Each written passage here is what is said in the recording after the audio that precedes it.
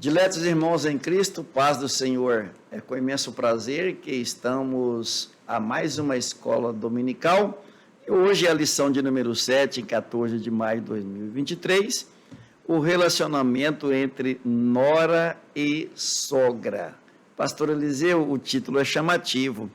Quando fala o relacionamento entre nora e sogra, já temos a ideia de que são dois polos totalmente diferentes. O senhor tem alguma observação em relação a esse relacionamento? A paz do Senhor, meus irmãos. Com certeza o título nos chama muito a atenção, até porque em nossa cultura brinca-se muito com essa questão de sogra e sogro, e umas brincadeiras que realmente elas não procedem, porque quando observamos o papel da sogra, no momento em que a nora, o filho casa, ou vice-versa, a filha casa e o genro estão ali, então a mãe, o pai dessas pessoas se tornam sogros, mas ao mesmo tempo se tornam pais dos dois. Então, a sogra, o sogro, eles têm o papel de pai. E, biblicamente, nós vemos o quanto o pai, a mãe, precisam ser respeitados, devem ser respeitados. As bênçãos de Deus que acompanham o filho, a filha que é obediente. Não é diferente em relação ao sogro e à sogra. Deus sabe e providenciou a família, toda essa instrumentalização para que haja sogro e sogra, e espera que estes sejam respeitados. E a gente percebe isso muito diante de uma doença, diante de uma falta. Às vezes, quanto, por exemplo, minha esposa, ela perdeu mãe e pai bem novos. Então, quem hoje é pai e mãe, assim, que ela olha meus pais, que são o foco, quando se fala de pai e de mãe, é meu pai e minha mãe. E nessas horas de luto, acontece isso em outros momentos também de enfermidade, e assim muitas coisas que estão em torno de tudo isso, que devem ser dado respeito ao sogro e à sogra, e também o sogro e a sogra dar o respeito ao genro, à nora, porque isso provém de Deus. Então, o título ele é muito chamativo, relacionamento entre nora e sogra, como isso se desenrola na Bíblia. Eu considero sogro, sogra, genro, sogro, nora, sogro, nora, sogra, genro, sogra, como se fosse uma ampliação da família. É a bondade de Deus permitindo que a nossa família seja ampliada. Então, nós temos a família biológica e nós temos uma família por afinidade. Quando que os objetivos, quando que esse parentesco por afinidade, ele possa gerar uma ampliação da nossa família, uma extensão da nossa família, e esse relacionamento deve ser sempre o melhor.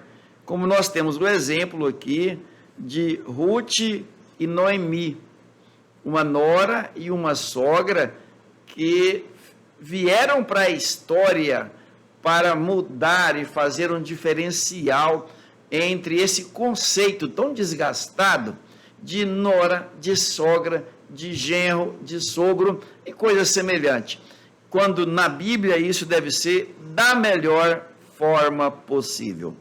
O textuário, pastor Eliseu, Ruth 1,16, fala assim: disse, porém, Ruth é a nora, disse, porém, Ruth, não me instes para que te deixe e me afastes de ti, porque onde quer que fores, irei eu, e onde quer que pousares, à noite ali pousarei eu. O teu povo é o meu povo, e o teu Deus é o meu Deus. Que declaração maravilhosa! Ela faz uma declaração de compromisso, depois de fazer dois pedidos muito interessantes à sua sogra. Eu percebo, pastor Eliseu, que ambas elas iniciaram um diálogo e, ao que parece, quem estava no comando do diálogo era a sogra, porque ela também havia ficado viúva, a sogra ficou viúva, a nora ficou viúva, me refiro a Ruth. Então, elas iniciaram um discurso. Havia uma outra nora que também estava viúva, três mulheres viúvas. E nesse momento, então, nesse diálogo que elas travaram, ao que percebe, a sogra havia as permitido que retornasse à sua parentela, à sua casa, e constituísse novas famílias. E a sogra, ela retornaria também para os seus familiares. Mas esta nora ela fez dois pedidos iniciais e logo depois fez essa declaração de compromisso. Quais são os pedidos que ela faz? Olha, minha sogra, não me instes, ou seja, não insista comigo para que eu me afaste de ti. É o primeiro pedido que ela faz. E, como segundo pedido, não permita que eu te deixe. Ela queria permanecer na companhia da sua sogra e não queria que ela falasse mais nesse assunto de deixá-la. Na sequência, ela faz 4 declarações de compromisso. Onde quer que tu fores, irei eu. Onde quer que pousares à noite, ali pousarei eu. O teu povo é o meu povo e o teu Deus é o meu Deus. Quando o Senhor analisa esses 2 pedidos e essas 4 declarações no texto áureo, que lição o Senhor tem para passar para a geração presente? Essa que nós estamos vivenciando todos os dias aí, quase que é uma briga só entre nora e sogra. Nós percebemos aqui a empatia, né? O amor que esta nora desenvolveu por estar ali juntamente com sua sogra Noemi.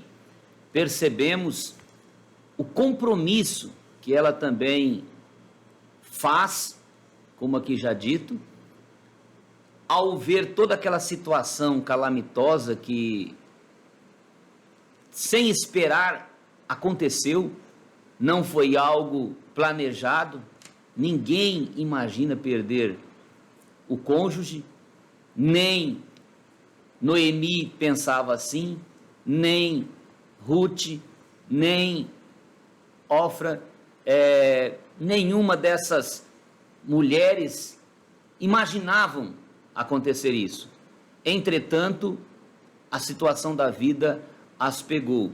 E agora nós aprendemos que ela, mesmo diante da dificuldade, abre mão de desejos, de sonhos próprios e enfrenta o problema para viverem em família, para manter o compromisso familiar. Então, a lição que vejo aqui é que muitas pessoas, na hora do aperto, ele esquece o que o pai dele fez, essa ingratidão, esquece o que a mãe fez, esquece o que o irmão fez, o que a avó fez.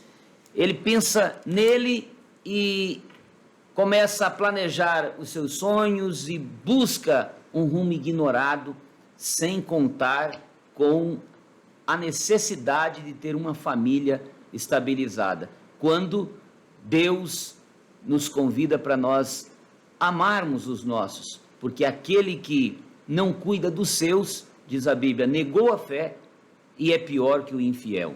Então, eu vejo aqui uma viúva que, naquela época, era a situação pior que poderia chegar uma pessoa. Quando viúva já tinha dificuldade de trabalhar pela idade, o esposo perdeu o esposo, não tinha condições de receber aposentadoria como hoje e acabava perdendo também as oportunidades de receber, às vezes, até a herança, devido a filha casar com pessoas de outras famílias, ou o filho constituir as suas próprias famílias, a viúva ficava meio que abandonada, ou quase que totalmente abandonada.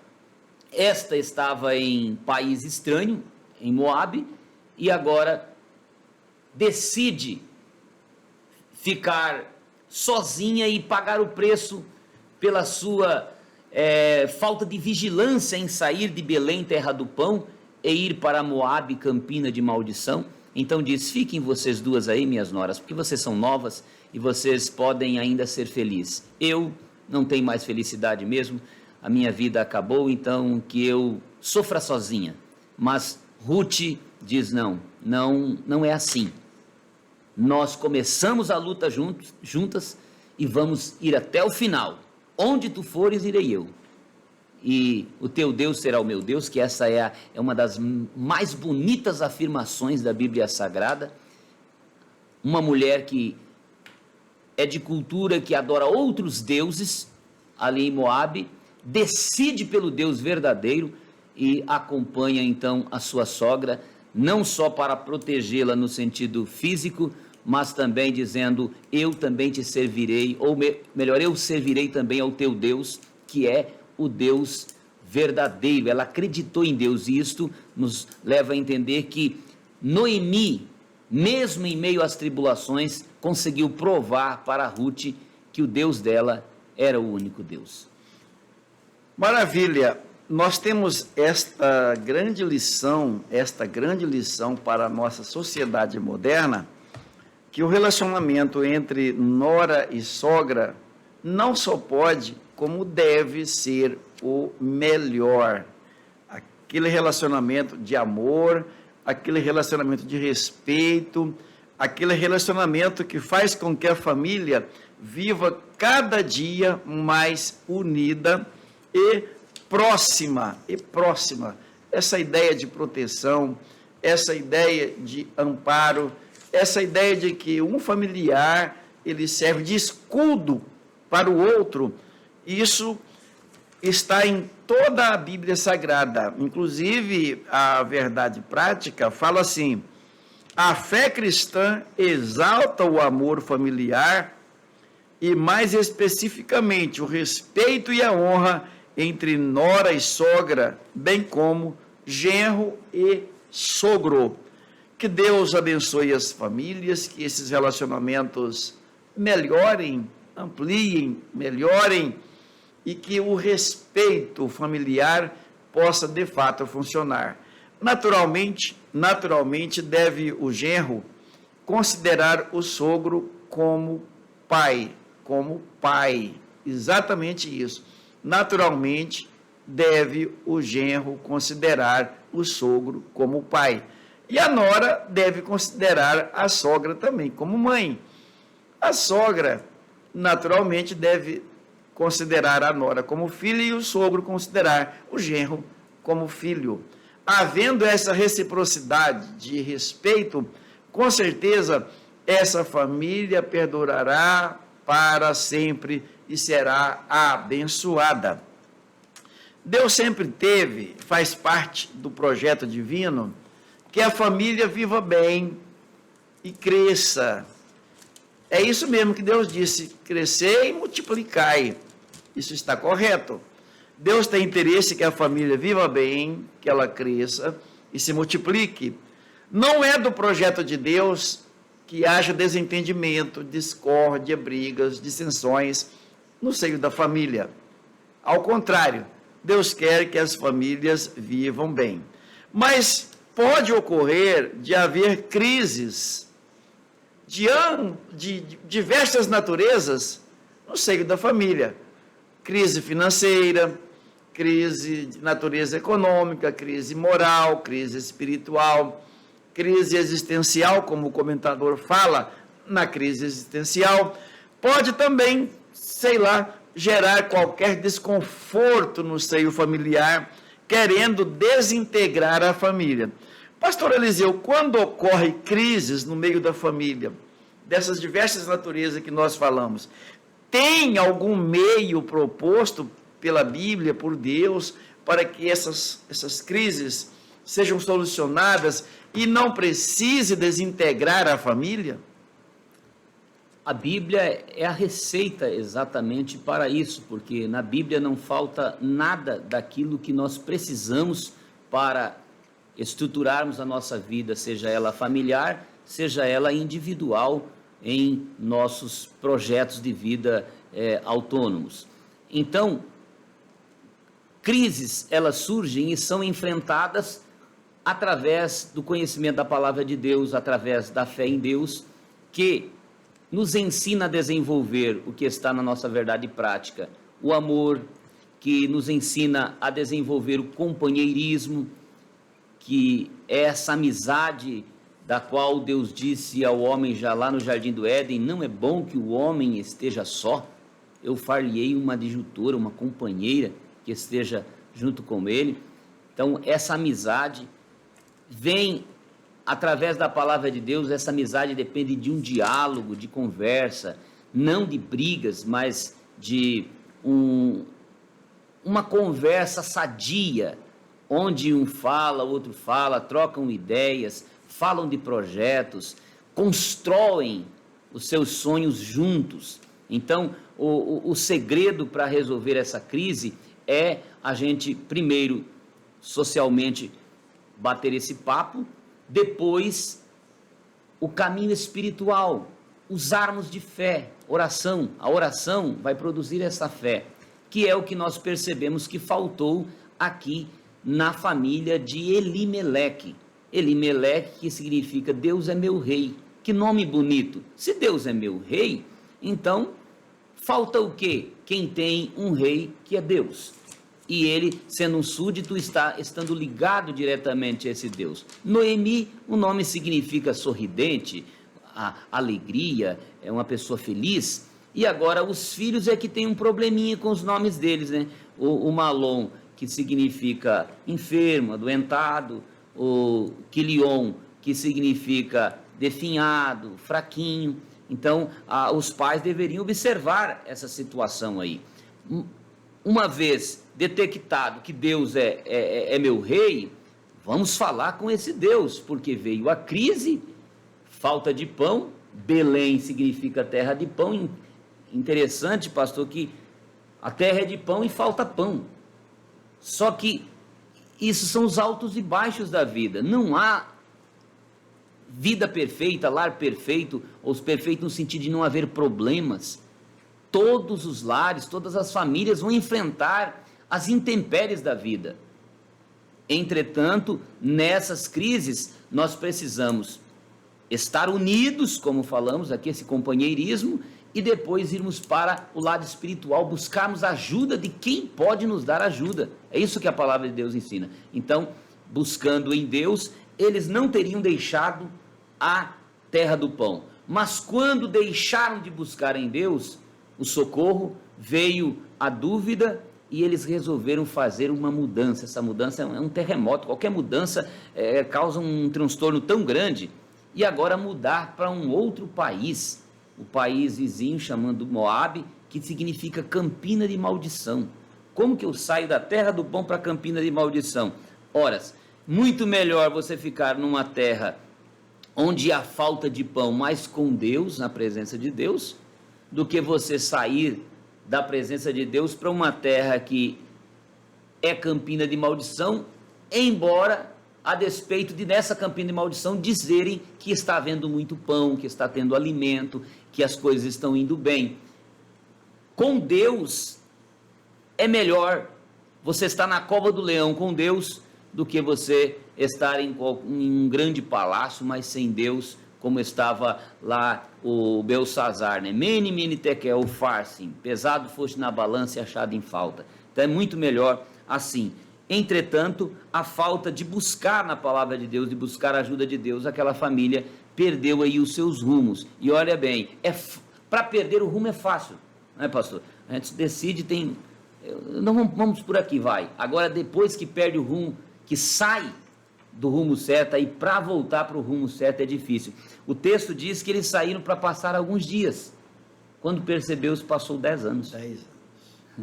Então, é tudo por falta de buscar na presença de Deus, pastor. Eu vejo assim que essa crise, a gente quando está com a crise, a gente joga a crise nas mãos de Deus, como diz Salmo 37, versículo 5, entrega o teu caminho ao Senhor, confia nele e ele tudo fará.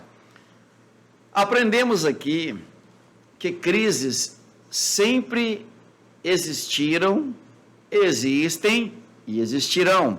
Nós temos que aprender como lidar com as crises, para que quando elas chegarem, nós temos da parte de Deus uma orientação segura para superá-la. Aqui foi uma crise de natureza econômica, a terra da Judéia, em razão dos muitos pecados do povo que a integrava, então veio um castigo da parte de Deus e a terra entrou em crise. Parece que não produzia o suficiente e as famílias começaram a passar necessidade.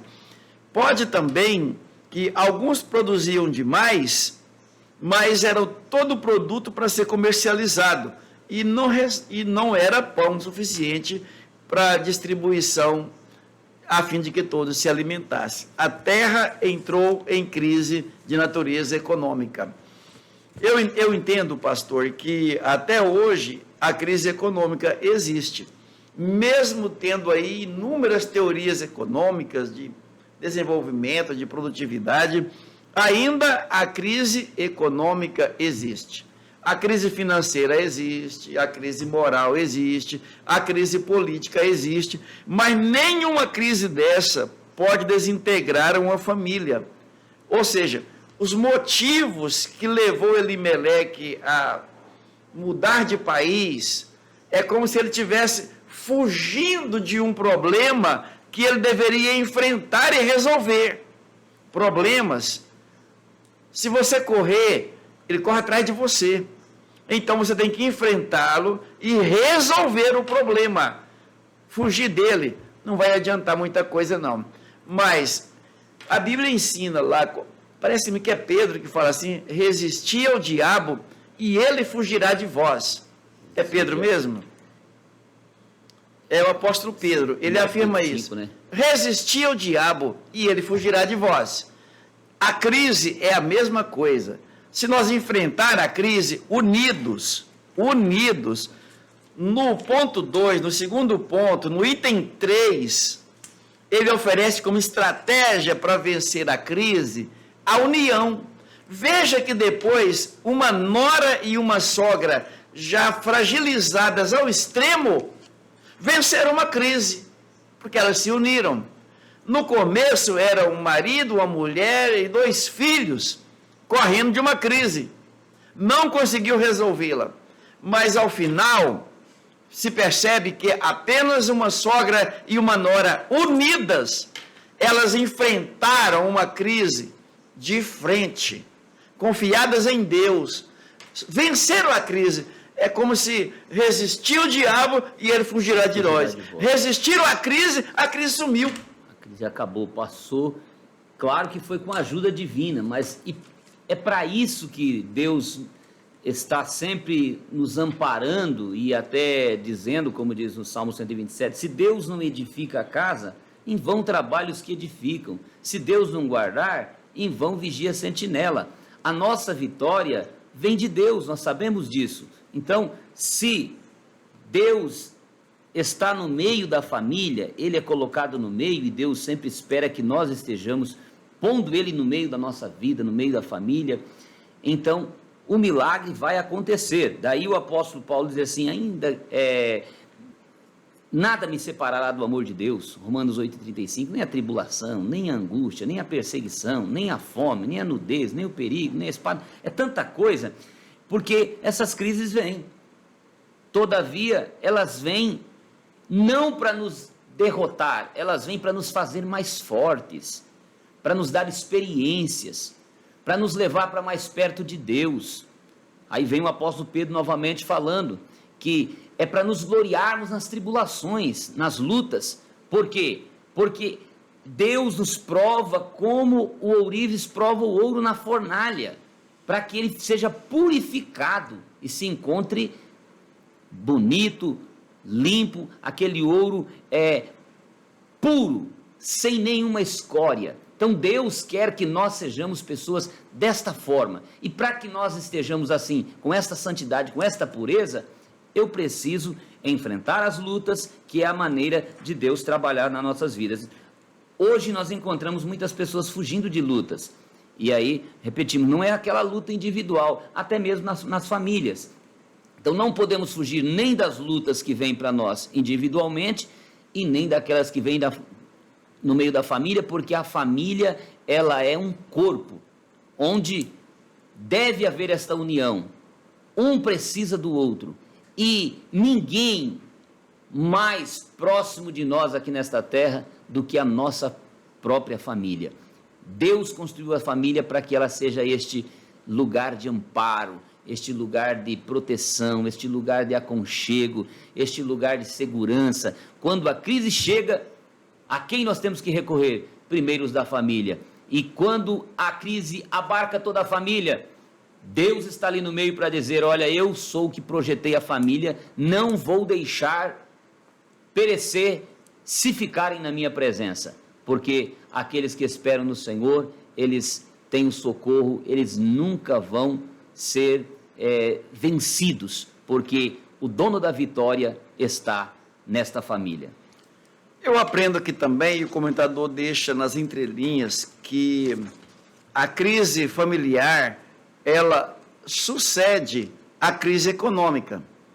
Sempre que tem uma crise de natureza econômica, quando as finanças das famílias não vão bem, a tendência é ter um problema familiar.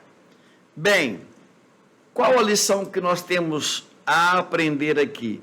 Não podemos deixar que a circunstância financeira ou econômica abale a sustentabilidade de uma família.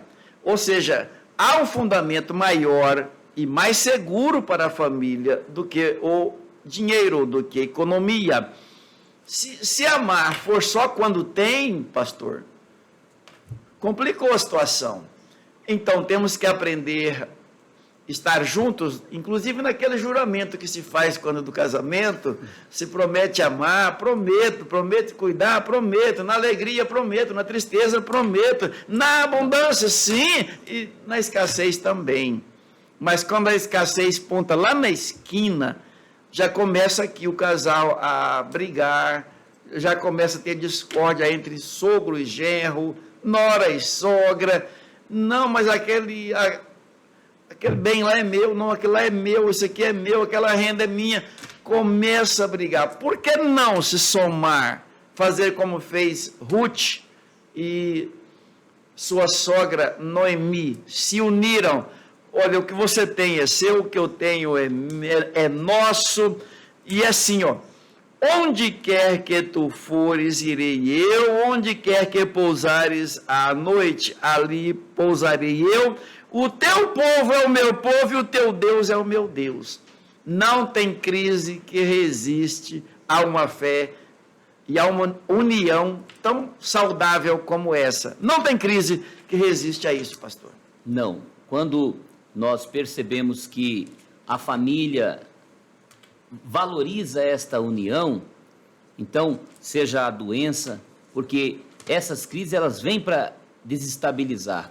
Começa ali com uma enfermidade, aí, de repente, nos primeiros dias está todo mundo ali em prol, passa alguns dias, só um dos componentes da família cuida no hospital, os outros já se retiram, e ali vai se desestabilizando. Quando é na questão financeira, aquele que recebe um pouquinho mais, logo de início ajuda, mas depois começa a querer se afastar, mas isso é o rumo do mundo.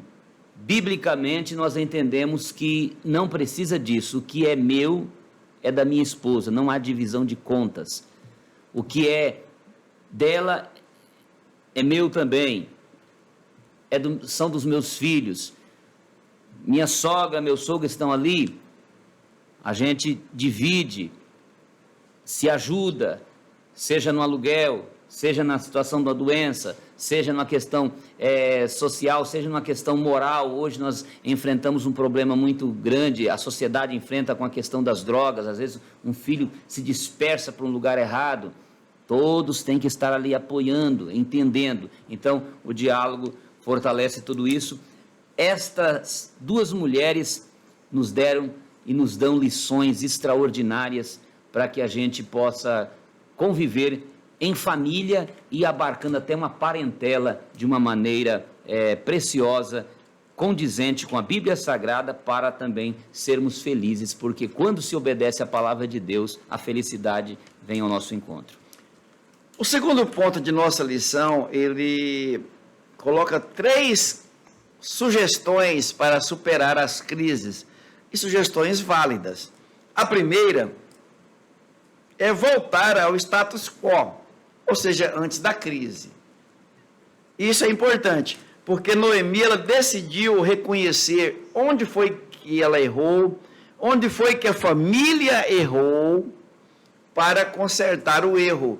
Não adianta querer consertar dali para frente, tem que arrancar a raiz do mal, o que causou aquela situação toda, e arrancar aquilo. Então ela fez isso. Noemi decide voltar à terra.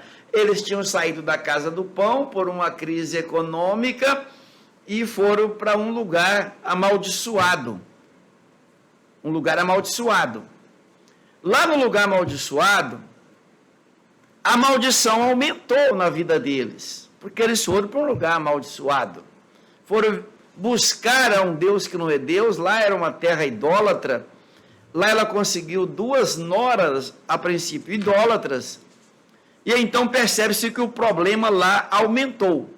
Mas ela reconhece o erro depois de 10 anos. Poderia ter ficado só um dia lá e ter voltado, então. Seria bem menor a crise. Mas 10 anos. Mas ela reconheceu o erro. E ela decide voltar. A segunda coisa é que ela reconheceu, a nora dela, uma de suas noras, reconheceu o Deus da sogra, o Deus verdadeiro, o Deus de Israel, o Deus do céu, como sendo o Deus dela. Que passo importante, quando a pessoa reconhece o Deus do céu como seu Deus. Então, houve uma união de verdade entre elas. Pode ver que no terceiro item fala aqui, unidas contra a crise. Quando a sogra decide voltar para sua terra, ou seja, desfazer o erro que havia feito, quando essa nora decide aceitar, na nossa linguagem de hoje, a Cristo como Salvador, decide aceitar o Deus da sogra dela como o Deus verdadeiro, o Deus do céu, é reconhecido. Então elas se unem em propósito, se unem objetivos, e elas partem de volta para a sua terra, e lá Deus as abençoa de um modo muito especial. Pastor Eliseu, eu penso que elas deram o passo mais acertado. Na vida prática seria assim, quando o pecador reconhece que ele é pecador, que ele de fato cometeu um pecado contra Deus, ele se arrepende, e ele se converte a Cristo, aceitando como Salvador. Ou seja, aquele mal existencial é desfeito pelo poder do sangue do Senhor Jesus Cristo. E naquele momento da conversão, Deus assume o comando dessa vida e redireciona em direção à casa do pão. Porque na casa do Pai Celestial tem pão com abundância. A casa do Pai é casa de fartura. Lá não falta absolutamente nada. A ovelha contente do Salmos 23, ela fala: o Senhor é o meu pastor, nada me faltará. Porque na casa do Pai tem pão em abundância. E retorna as duas e chegam lá e são abençoadas com pão em abundância. Deus as abençoou de um modo especial. Essa lição aqui nos ensina como Deus sempre é o Deus da providência. Não falta nada para quem está diante de Deus.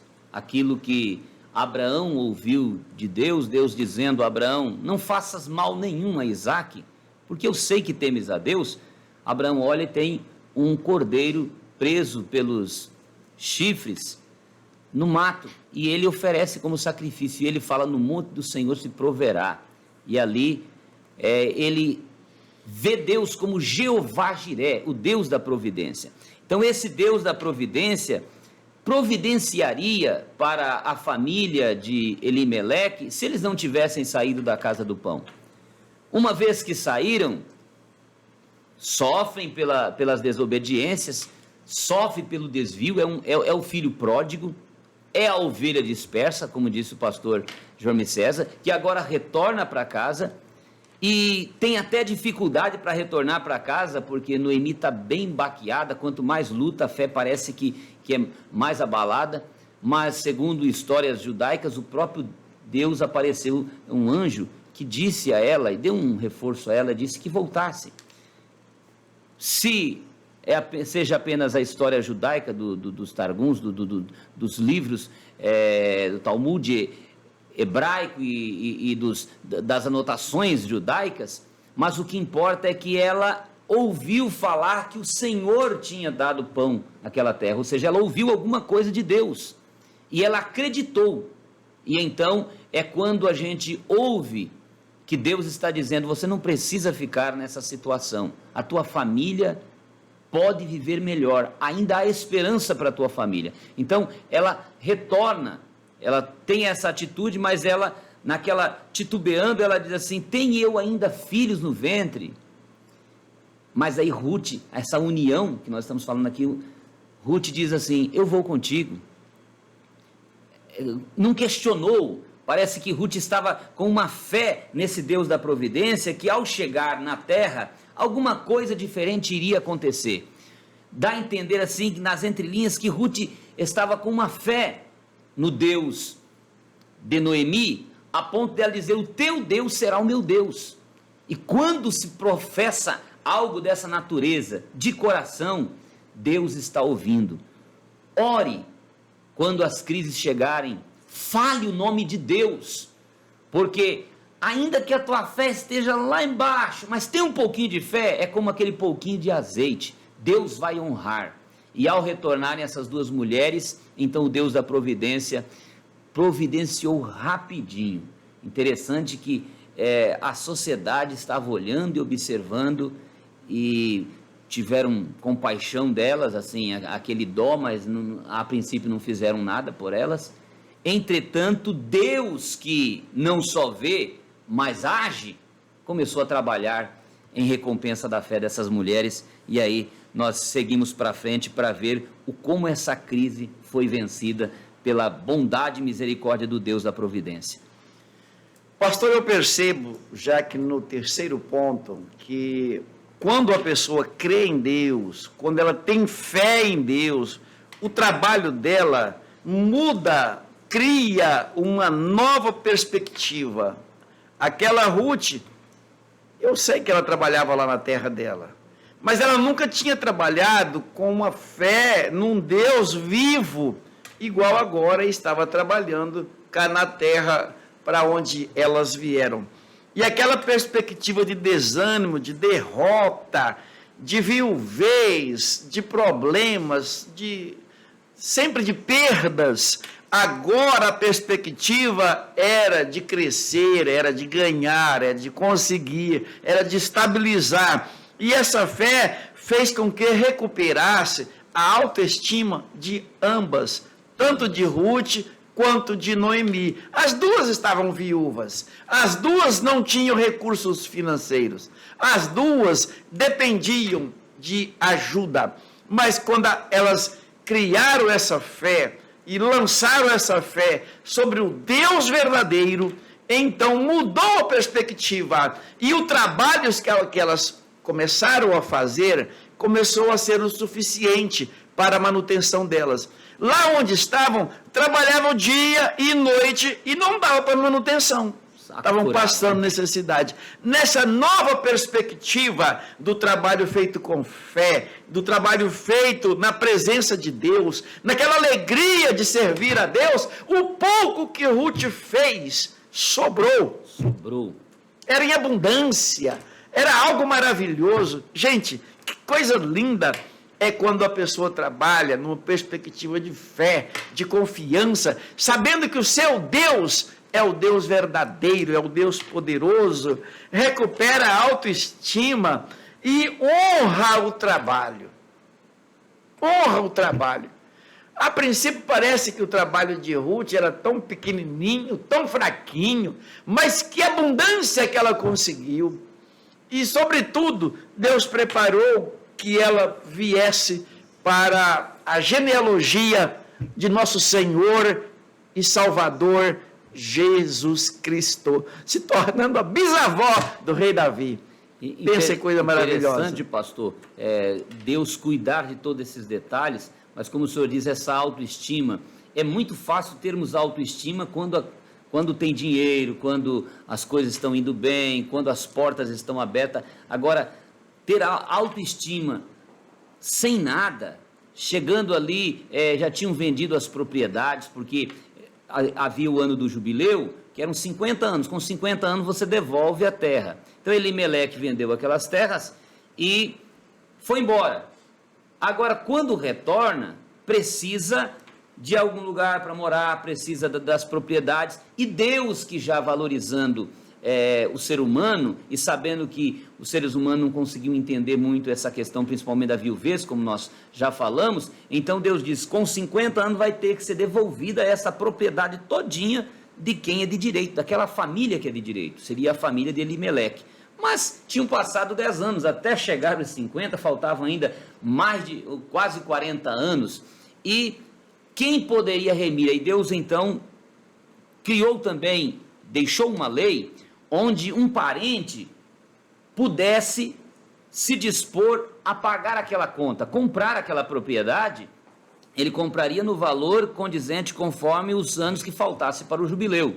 Então ele pagaria aquela conta e, além disso, ele, para ser dono agora dessa propriedade, porque essa propriedade agora passava a ser dele, ele teria que casar com a viúva. Então, era uma situação difícil. E Ruth e Noemi chegam ali, então, nessa situação, com condições para viver deprimidas. Mas o que o pastor falou é o que nós estamos embasados, é o que a palavra de Deus nos embasa. Quando aceitamos a Jesus Cristo, 2 Coríntios 5,17, nova criatura é. As coisas velhas se passaram, eis que tudo se fez novo. O pouco se tornou muito. Então a autoestima cresceu e Deus valorizou isso, porque a mão de Deus não está encolhida para que não possa abençoar. Então a mão de Deus começa a atuar e aí vai vir esses resultados que nós observamos aí por causa da autoestima. Agora, pastor, quanta gente deprimida que nós encontramos nos dias atuais, né? Pessoas com problema de saúde, pessoas que não conseguem andar, paralisam fisicamente, tem problemas cardíacos, problemas renais, problemas nos órgãos internos, tem pessoas que ficam cegos fisicamente por causa da ansiedade. Daí Jesus dizia assim, não andeis ansiosos por coisa alguma. Então, quando a gente faz cumprir a Bíblia Sagrada nas nossas vidas, é o que fez aqui Ruth e Noemi. A Ruth com todo aquele ânimo, vou trabalhar, vou fazer, não olhou para trás, não olhou para o problema, ela enfrentou o problema e então a bênção do Senhor aconteceu. Se alguém que nos ouve está enfrentando algum problema, entrega o teu problema para Jesus, descansa no Senhor, esta é a ordem de Deus. Fique tranquilo, deixe o Senhor resolver o teu problema. Se você serve a Deus de verdade, o teu problema, Deus quer fazer parte dele, Deus quer tomar para si. As suas dificuldades, os teus sonhos não devem ser somente seus, devem ser os sonhos de Deus. Foi o que aconteceu com Ruth. Ela sonhava algo melhor e Deus sonhou para além do melhor que ela queria, de maneira que ela imaginava algo especial, mas Deus fez muito mais, porque o sonho dela e os desejos dela, a confiança dela foi depositada no Deus de Israel. Que maravilha! Ruth encontrou um remidor da família. Eu gosto muito de trabalhar essa exegese, dizendo que nós também encontramos um remidor, nós temos um remidor. Se a nossa situação da nossa crise espiritual, nossa crise moral, crise financeira, crise familiar, qualquer que seja a natureza da crise ou na própria saúde, nós temos um remidor. Nós já encontramos o remidor. Nós já sabemos quem é o nosso remidor. O nosso remidor é Cristo. E o comentador, ele coloca bem aqui no finalzinho no número 1, do 4º ponto, ele fala o seguinte: há riquezas de Cristo para a nossa família. Boaz é um tipo de Cristo. Boaz tinha riquezas, ele remiu a Ruth, naturalmente, remiu também a Noemi. A propriedade ele adquiriu pagando a conta. Isso é possível ainda até hoje, juridicamente. Bem, se há riquezas em Cristo para a nossa família, então nós não precisamos peregrinar nos campos de Moabe, ou seja, no mundo. O paralelo, pastor Eliseu, que se pode fazer, assim como Moabe representa um campo de maldição, o mundo representa também um campo de maldição. O pecado representa esse campo de maldição. Quando a pessoa sai da casa do pão, da casa do Pai, da casa de Deus, da igreja e vai para o mundo, é como se ela estivesse deixando a fartura, a abundância e indo em direção à maldição. Ela vai se afastando da presença de Deus. A casa do Pai continua sendo casa de pão. Ela não mudou de lugar, ela não mudou de endereço. Belém ainda continua no mesmo lugar. A casa do pão ainda está no mesmo lugar. Alguém é que deixou a casa do pão e foi peregrinar em Moabe. Faça como Noemi. Fale com a sua parenta. Venha para a casa do pão. Volte para a casa do pão. Ela voltou para a casa do pão. E lá tinha riquezas a esperando. E ela chegou e foi abençoada com a riqueza da casa do pão. Eu tenho certeza que se alguém se afastou da casa do Pai, da casa do pão, porque na casa do Pai tem pão, o Pai te espera, o Pai está te esperando de volta na casa dele. Lembra daquela parábola do filho pródigo? Saiu da casa que tinha pão, tinha tudo. Peregrinou pelo mundo afora, acabou com tudo que tinha. Mas um dia ele resolveu voltar. E ao retornar, ele encontrou de novo pão para comer, roupa para vestir. Reencontrou ali a sua família. A sua família está te esperando. A família do Pai está te esperando. Ela não mudou de endereço. Tem até um hino que se cantava há muitos anos, que o banco que você sentou ainda está lá te esperando. A igrejinha que você congregou. A igreja de Deus está te esperando. Volte, volte, volte para a casa paterna. Volte para a casa do Pai. Deus está te esperando. Pastor Eliseu, nosso horário, você sabe como que é aqui. Parece que ele passa mais rápido do que em outro lugar. Só fique à vontade para a conclusão da lição, os agradecimentos, a oração. Fique à vontade. Nós observamos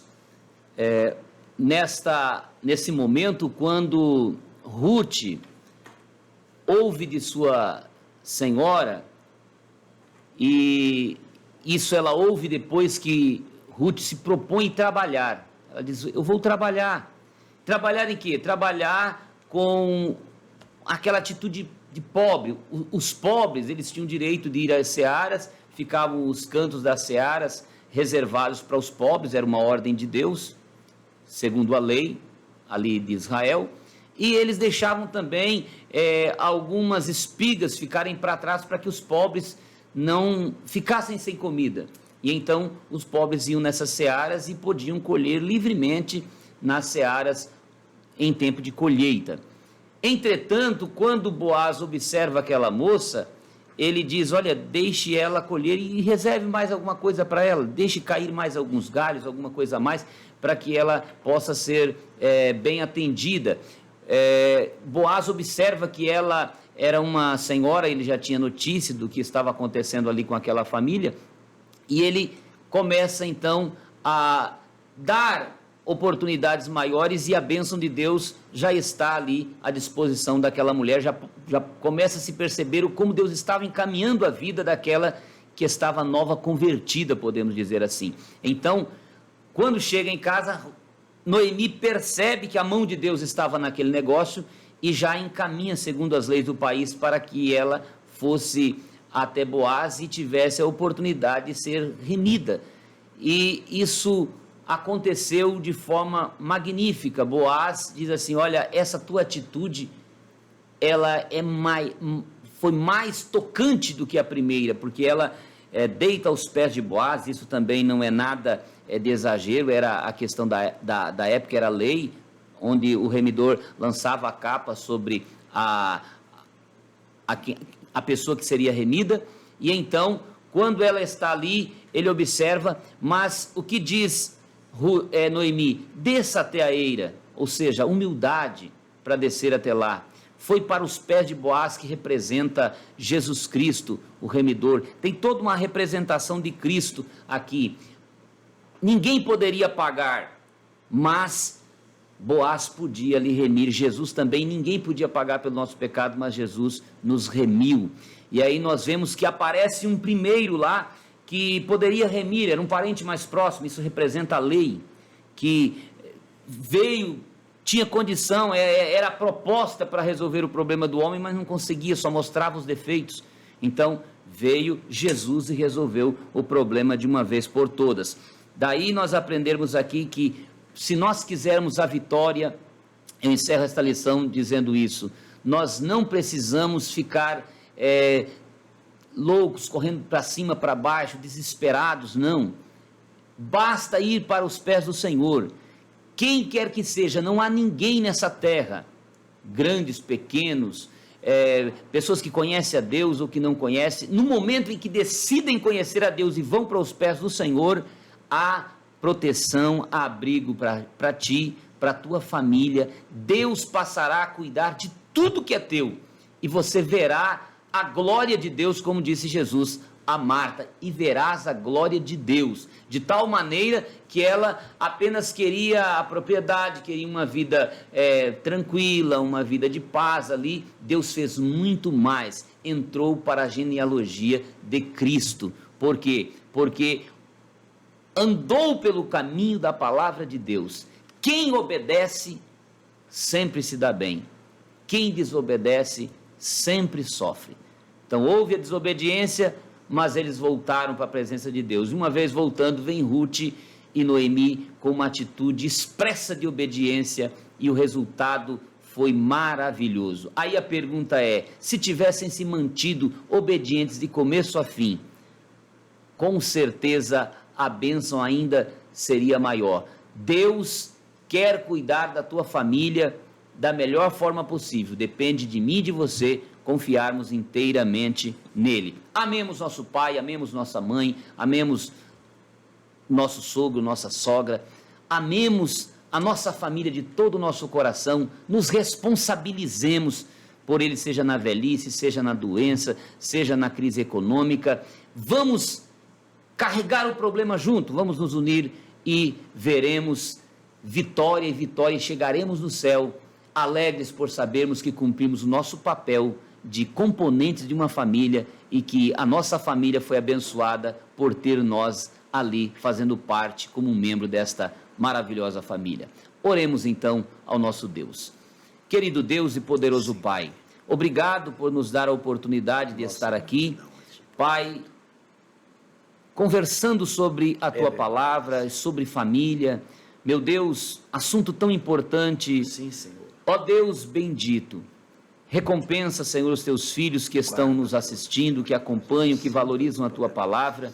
Que essa palavra possa encontrar guarida nos seus corações. Que as nossas famílias, as famílias da nossa igreja, em todo o espaço deste estado de Rondônia, onde quer que esse programa chegue, que esta apresentação chegue, Pai, os Teus filhos sejam abençoados, famílias sejam fortalecidas, haja paz, haja alegria, haja saúde espiritual, emocional, física, Pai, para cada um dos que participam. Assim, Senhor, nós te louvamos, pedindo pela vida do pastor Nelson, por toda a nossa convenção, por todos os pastores presidentes. É verdade, Pai. E professores de escola dominical, superintendentes, aqueles que amam a tua palavra. Senhor. Fica conosco, em nome de Jesus. Amém. Amém.